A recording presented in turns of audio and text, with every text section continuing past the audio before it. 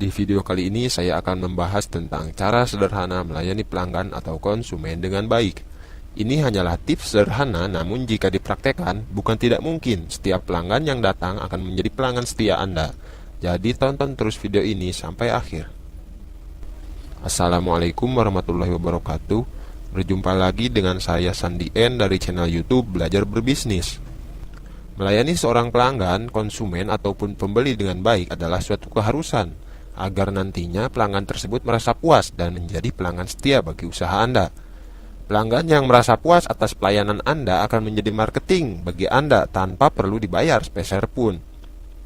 Para pelanggan tersebut dengan sukarela menceritakan hal-hal yang terbaik atas pelayanan dalam bisnis Anda. Dan ketika pelanggan setia Anda menceritakan tentang bisnis Anda kepada teman-temannya, maka dia akan lebih dipercaya oleh teman-temannya daripada oleh Anda ataupun tim marketing Anda. Karena kekuatan dari testimoni itu sangatlah powerful. Oleh karena itu, melayani setiap pelanggan dengan baik merupakan salah satu kunci sukses bagi bisnis Anda. Dan melayani pelanggan atau konsumen dengan baik juga merupakan kemampuan dasar yang harus dimiliki oleh seorang pengusaha. Berikut adalah cara sederhana melayani pelanggan atau konsumen dengan baik. Yang pertama, bersikaplah yang baik. Jika saat ini Anda masih mempunyai sikap jutek, judes, atau tidak peduli terhadap pelanggan Anda, segeralah buang sikap tersebut. Karena bisa jadi yang menghambat usaha Anda bukan faktor dari luar seperti pesaing misalnya, tetapi faktor dari dalam, yaitu diri Anda sendiri. Ada beberapa tips yang bisa saya berikan kepada Anda agar Anda dinilai mempunyai sikap yang baik oleh pelanggan Anda. Tips yang pertama, murah senyum. Bagi sebagian orang, tersenyum merupakan hal yang mudah dilakukan. Tetapi bagi sebagian yang lain, sulit rasanya untuk tersenyum jika benar-benar tidak ada hal yang bisa membuatnya tersenyum. Untuk Anda yang sulit tersenyum, cobalah untuk berlatih tersenyum di depan cermin. Lihatlah senyuman Anda sendiri. Jika Anda merasa senyum Anda masih terlihat jelek dan tidak tulus, teruslah perbaiki sampai Anda merasa bahwa Anda bisa melakukannya saat bertemu dengan pelanggan Anda. Meskipun hal ini terlihat konyol, tetapi berlatih untuk tersenyum akan membantu Anda menjadi pribadi yang menyenangkan. Jika Anda bergelut di bidang jual beli secara online, Anda bahkan lebih mudah untuk melakukannya. Cukup di setiap perkataan Anda dibubuhi emotikon smile atau senyum, itu sudah menggambarkan bahwa Anda adalah penjual yang murah senyum kepada pelanggan. Tips yang kedua dari poin bersikap yang baik, yaitu ramah. Ketika Anda melihat ada pelanggan yang datang, segera hampiri dan sambut dia dengan sapaan dan senyuman. Dengan begitu, pelanggan Anda tersebut akan merasa diperlakukan dengan baik oleh Anda. Tips yang ketiga agar Anda dinilai bersikap baik, yaitu jangan membicarakan keburukan pelanggan lain di depan pelanggan Anda. Ada kalanya si pelanggan mengajak ngobrol atau berbincang-bincang dengan Anda. Dalam berbincang-bincang dengan pelanggan Anda, jangan sampai Anda menceritakan kesalahan atau keburukan pelanggan lain, apapun alasannya. Simpanlah sebagai rahasia Anda dan perusahaan Anda. Karena jika si pelanggan A misalnya mendengarkan Anda membicarakan kesalahan atau keburukan si pelanggan B, maka si pelanggan A tersebut akan merasa tidak nyaman dengan Anda. Karena jika sedikit saja berbuat kesalahan kepada Anda, dia akan bernasib sama seperti si pelanggan B yang Anda bicarakan kesalahan dan keburukannya kepada pelanggan lain. Jadi intinya dari poin ini adalah jagalah perkataan Anda. Tips yang berikutnya yaitu tetap sabar menghadapi pelanggan yang cerewet atau yang menyusahkan. Sifat seorang pelanggan itu berbeda-beda, ada yang ramah, ada yang jutek, dan lain sebagainya. Jika Anda menemui pelanggan yang menyusahkan Anda, tetaplah bersabar. Misalnya Anda menemui pelanggan yang bertanya ini itu tentang produk Anda.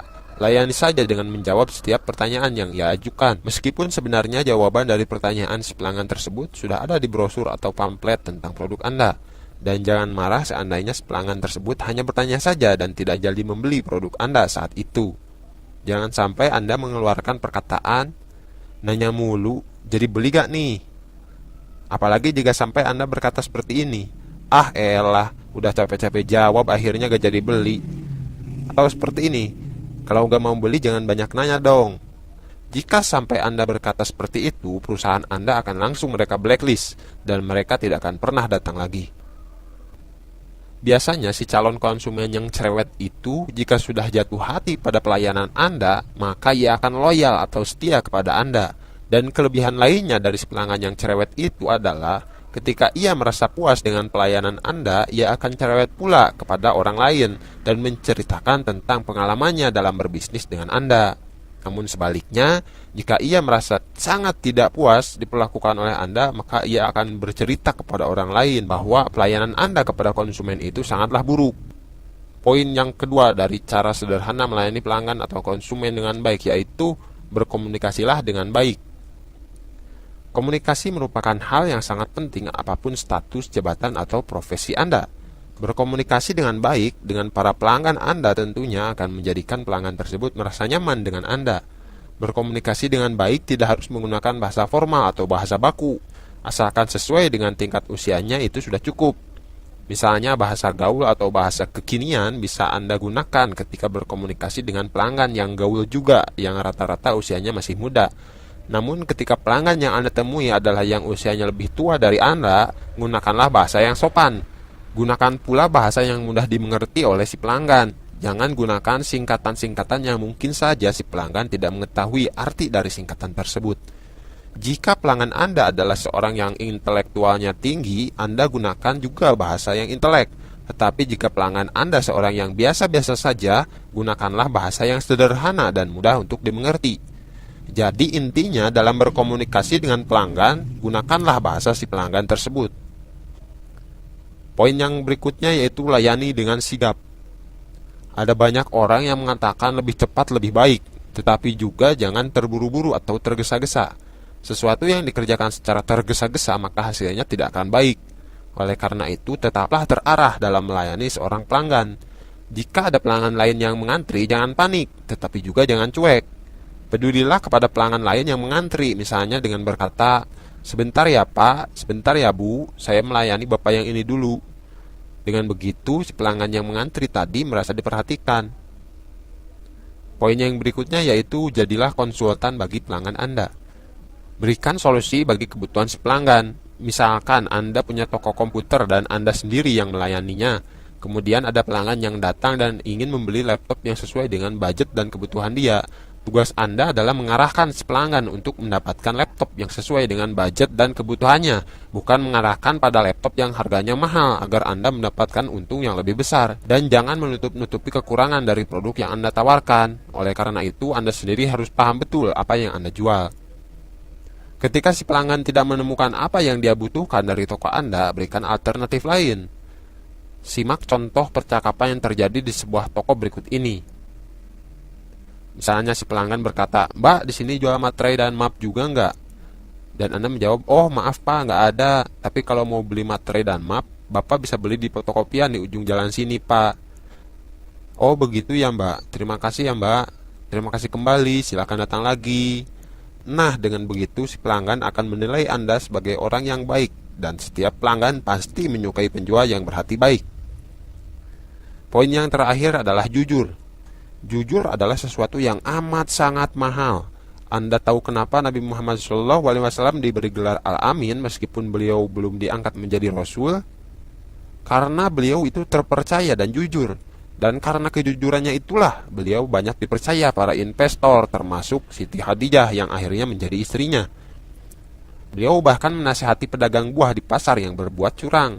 Buah yang bagus disimpan di atas, sedangkan buah yang buruk ditutup-tutupi. Seharusnya buah yang bagus dan buah yang buruk tampilkan saja semuanya, namun beri harga yang berbeda, karena kualitasnya juga berbeda, jangan dicampur-campur.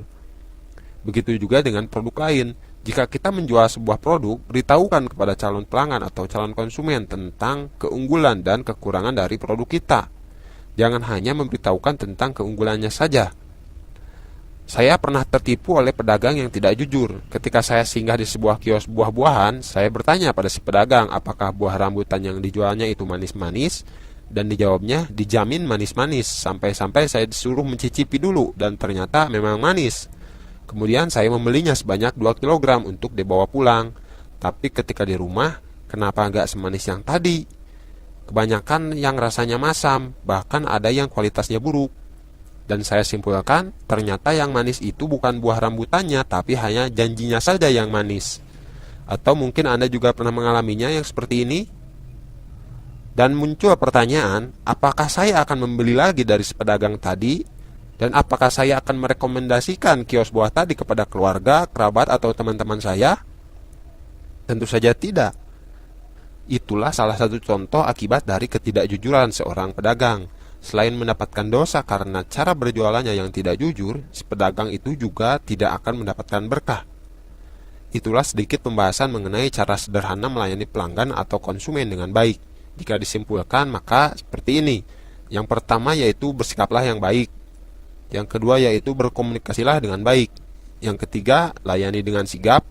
Yang keempat, jadilah konsultan bagi pelanggan Anda. Dan yang terakhir, jujur. Intinya adalah, jika Anda ingin mengetahui cara melayani pelanggan yang baik, posisikanlah diri Anda sebagai pelanggan Anda. Dengan begitu Anda akan tahu apa yang diinginkan oleh si pelanggan. Demikianlah pembahasan video kali ini. Terima kasih telah menonton video ini sampai akhir. Saya doakan Anda yang sedang menjalankan usaha ataupun yang akan menjalankan sebuah usaha, semoga diberi kemudahan, diberikan kelancaran, dan senantiasa diberikan kesehatan.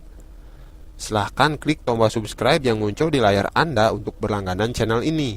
Silahkan kunjungi juga fanpage Facebook Belajar Berbisnis di www.facebook.com/fanpage Belajar Berbisnis.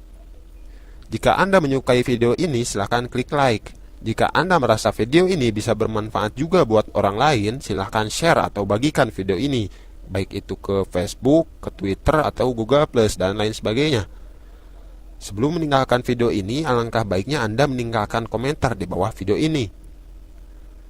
Di video selanjutnya, saya akan membahas tentang cara berjualan dengan metode dropship seperti yang telah saya janjikan di video saya yang pertama dan yang kedua. Oleh karena itu, silahkan klik subscribe agar Anda tidak ketinggalan video terbaru dari saya. Tonton juga video-video saya yang lainnya yang muncul di layar Anda. Silahkan diklik gambarnya dan silahkan ditonton. Ini adalah video paling sederhana versi on the spot. Semoga bermanfaat. Mohon maaf atas segala kekurangannya. Sampai jumpa di video selanjutnya. Wassalamualaikum warahmatullahi wabarakatuh.